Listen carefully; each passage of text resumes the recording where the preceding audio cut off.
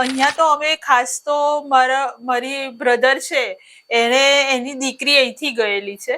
પછી મારી સિસ્ટર છે એનો દીકરો અને દીકરી બંને અહીંથી સ્ટુડન્ટ વિઝા ઉપર ગયેલા છે અને એ લોકોના વિઝિટર વિઝા બી તમે જ કરેલા છે. અને મારી બહેનનું તો 2-3 વખત રિજેક્શન આવ્યું હતું છતાં પણ તમે સક્સેસ ગયા છો. હા, તમને ટેન્શન કે બાબતનું હતું અહીંયા આવ્યા? મને ટેન્શન એ હતું કે બે ત્યાં છે એટલે કદાચ એવું બને કે રિજેક્શન આવે કે એ લોકો એમ કે તમે ત્યાં રોકાઈ જાવ તો એવું બની શકે. મારા હાથમાં જસ્ટ છે વિઝાસ માટે કે રિજેક્શન વાળાને બી તમારા હાથમાં. हेलो दोस्तों, मैं Nishchit Kumar Patel, advisor of Care Immigration and Visa services.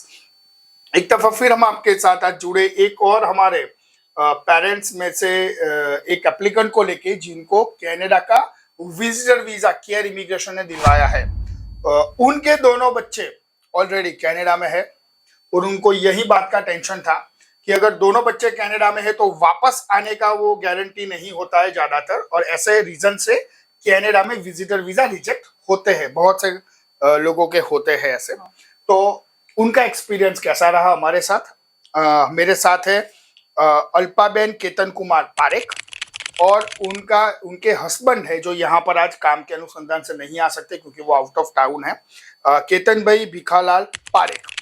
तो उनसे हम बात करेंगे आगे के इसके लिए, लेकिन हमारी लोकल लैंग्वेज गुजराती में, हमारी ये जो कस्टमर है गुजराती लैंग्वेज में कंफर्टेबल है। हालांकि ये खुद अल्पाबेन सिविल इंजीनियरिंग की पढ़ाई की हुई है आज से बहुत साल पहले, और अपने दोनों लड़कों को बहुत ही अच्छी तरह पढ़ाया है और आगे की फर्दर स्टडी के लिए उन्होंने कनाडा भेजा हुआ है और आज उनका भी वीजा लगा। तो उनका एक्सपीरियंस केयर इमिग्रेशन के साथ कैसा रहा? उनको रेफरेंस से केयर इमिग्रेशन में आए थे क्योंकि दोनों लड़कों को कहीं बाहर से वीजा लगा था, उनका स्टूडेंट वीजा, राइट? तो पेरेंट्स क्यों यहाँ पर आए तो आने के बाद उनको कैसा महसूस हुआ केयर में, सारी चर्चा करेंगे उसी कस्टमर के साथ। चलिए वीडियो को आगे बढ़ाते हैं हमारी लोकल लैंग्वेज के अंदर। तो अल्पाबेन केम छो? बस मजामा। अल्पाबेन, जे मैं पहला कीधु तमे सिविल एंजीनियरिंग कर्યું? હા। કેટલા વર્ષ પહેલા કર્યું અને ક્યાંથી કર્યું?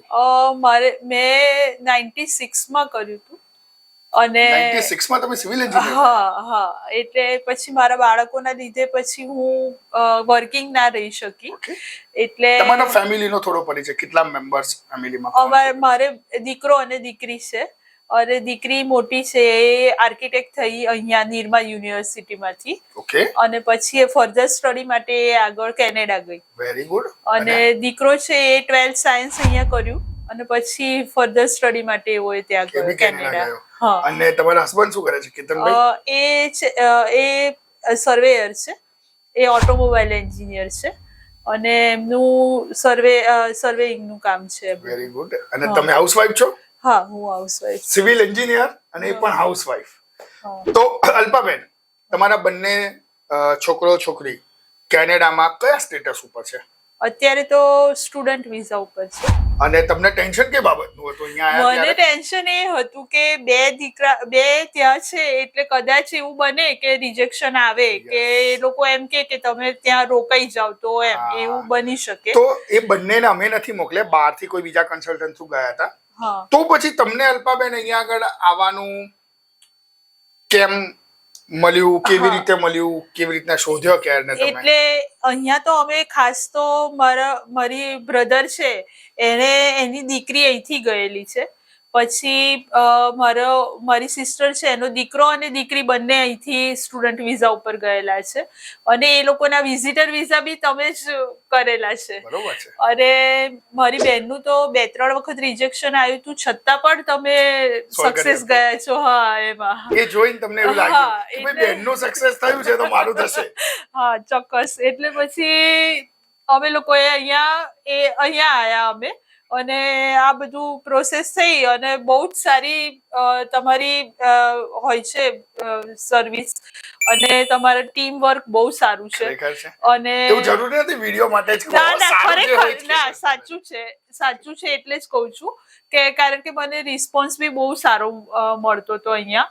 હું ડોક્યુમેન્ટ્સ ને બધું હું જ આપવા આવતી હતી, એટલે મને પોતાને બહુ સારું લાગ્યું, અને બધી રીતે ગાઈડન્સ સારું આપો છો તમે, એટલે મને બહુ સારું લાગ્યું આના માટે.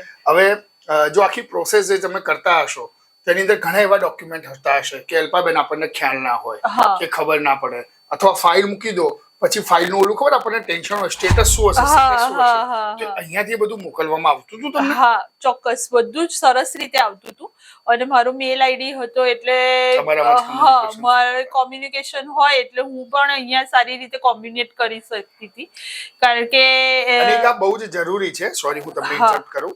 તમે કોઈ પણ કન્સલ્ટન્ટના ત્યાં ફાઇલ મૂકો તમારી, ચાહે સ્ટુડન્ટ્સ ઉપર મૂકો, પીઆર ઉપર મૂકો, વર્ક પરમિટ ઉપર મૂકો, વિઝિટર ઉપર મૂકો કે ડિપેન્ડન્ટ ઉપર મૂકો, હંમેશા તમારો પોતાનો ઓરિજિનલ ઈમેલ આઈડી જ અંદર લખાવવાનો આગ્રહ રાખો. કેર ઇમિગ્રેશન તો આવા હાઈલી એથિકલ સ્ટાન્ડર્ડ્સમાં બિલીવ કરે જ છે, અને એના કસ્ટમર પણ અવારનવાર વિડીયોમાં કહેતા રહે છે તમને, કારણ કે જે બધું અપડેટ્સ છે ને ડાયરેક્ટ ઈમેલમાં જ આવશે. હાઈ કમિશન પણ ડાયરેક્ટ ઈમેલ કરશે તમને. બધી રીતે તો તમારું પોતાનું ઈમેલ હોવું બહુ જ જરૂરી છે. હા, તો બી આખી પ્રોસેસ જ્યારે કરતા ક્યાંય એવું લાગ્યું કે યાર જેવું મેં મારી બેન જોડે સાંભળ્યું હતું કે ભાઈ જોડે સાંભળ્યું હતું, હા તે તો એમાં કંઈક હવે સર્વિસમાં થોડી મજા નથી? ના એવું સહેજ બી ના લાગ્યું મને ઘણો સંતોષ છે. અને કઈ એવી વસ્તુ હતી જે કેરની, હું એક જ તમને કહું કે અલ્પાબેન એક પોઈન્ટ ગણાવો કેર ઇમિગ્રેશન અને વિઝા સર્વિસીસની અંદર, એક પોઈન્ટ જે અલ્પાબેન યાદ હંમેશા રાખે અથવા અલ્પાબેનને મજા આવે કે ના, એની રેગ્યુલર અપડેટ્સ અને એનું પરફોર્મન્સ બહુ સરસ છે. Thank you. અને તમારા હાથમાં જસ્ટ છે વિઝાસ માટે કે રિજેક્શન વાળાને બી તમારા હાથમાં જસ્ટ છે. અમારી ટીમ એક એક્સપર્ટ હા, એ બાબત, અને એ વર્કમાં ડેડિકેટેડ છીએ. કદાચ તમને ક્યારેક એવું થયું હશે પ્રોસેસમાં કે આટલું બધા કા કરશું માગ કરે છે, આવું શું માગ કરે છે, પણ અમને થોડો આઈડિયા તો હતો જ, કારણ કે ડોક્યુમેન્ટ્સ વ્યવસ્થિત હશે, એટલે તો જ વાંધો નહીં આવે. કારણ કે તમારે જેવું બધા પેરેન્ટ સમજતા હોય તો બહુ જ સારી વાત છે કે જ્યારે કોઈ પણ કન્સલ્ટન્ટ, ચાહે કેર ઇમિગ્રેશનમાં તમારી ફાઇલ હોય કે બીજો કોઈ પણ કન્સલ્ટન્ટ હોય, એનો આગ્રહ એના હંમેશા કસ્ટમર, તમે જે છો અમારા જેમ કસ્ટમર અલ્પાબેન છે, એને વિઝા મળે એ જ હોય હે ને, કારણ કે એમાં જ એને જસ રહેલો છે, એની જ અંદર એના આનંદ છે, ને એની જ અંદર એને તમે બીજા 5-6 રેફરન્સીસ આપોતા હોય. ક્યારેય પણ કોઈ બી એજન્ટ હોય એની એવી ભાવના હોય જ નહીં કે એના કસ્ટમરના વિઝા ના થાય કે એના કસ્ટમરનું બગડે. મેક્સિમમ ડોક્યુમેન્ટ્સ આપો તો એ બેનિફિશિયલ થાય છે. અલ્પાબેન, છેલ્લો સવાલ કહીએ ને તમને તમારા હસબન્ડના પાસપોર્ટના કોંગ્રેચ્યુલેટ કરીશું. તમે ટીચર હોય અને અમે સ્ટુડન્ટ્સ હોઈએ, તો 10 માંથી કેટલા પોઈન્ટ્સ, રિવ્યુ કે સ્ટાર આપશો? 10 માંથી 10 આપીશ. એક બી નહીં કાપો? ના, નહીં કાપો. Thank you very much. Alpaben અમારી જોડે વર્ષોથી તો નથી જોડાયેલા, પણ હા, જ્યારે એમની જોડે વાત કરીએ અહીંયા આગળ એ જે રીતે આવે, અને પોતે એક મેં જેમ કીધું એમ 1996 ની અંદર સિવિલ એન્જિનિયરિંગ કરવું, એટલે 1992માં કે 1994માં સિવિલ એની અંદર એડમિશન લેવું અને સિવિલ એન્જિનિયરિંગ પાસ કરવું, અને પોતાના સંતાનો માટે એક હાઉસવાઈફ બનવું, આનાથી વધારે કોઈ ગૃહિણીનું ટેલેન્ટ ના હોઈ શકે. અને એ મેચ્યોર જ કહેવાય, બહુ જ મેચ્યોર કહેવાય. અમને બહુ જ આનંદ છે કે અલ્પાબેન અને કેતનભાઈ અમારા એક કેર ઇમિગ્રેશનના કેરની ફેમિલીની અંદર નવા એક મેમ્બર જોડાયા છે. અમે આશા રાખીએ છીએ આગળની દરેક સર્વિસીસની અંદર અમે આટલા જ એક્યુરસી સાથે અલ્પાબેનના અને કેતનભાઈને સર્વિસ આપી શકીશું. તો પહેલા અલ્પાબેનનો પાસપોર્ટ બતાવીએ. અલ્પાબેન, પાસપોર્ટની અંદર એમની વેલિડિટી 2027 સુધી છે, અને એમના વિઝા પણ 2027 સુધીના મલ્ટિપલ વિઝા છે. અલ્પાબેન, કોંગ્રેચ્યુલેશન્સ. ફૂલની પાસપોર્ટની વેલિડિટી સુધી વિઝા છે. જાઓ, છોકરા અને છોકરીને મળો. ત્યાં ક્યાં રહે છે બંને જણ? કેનેડામાં?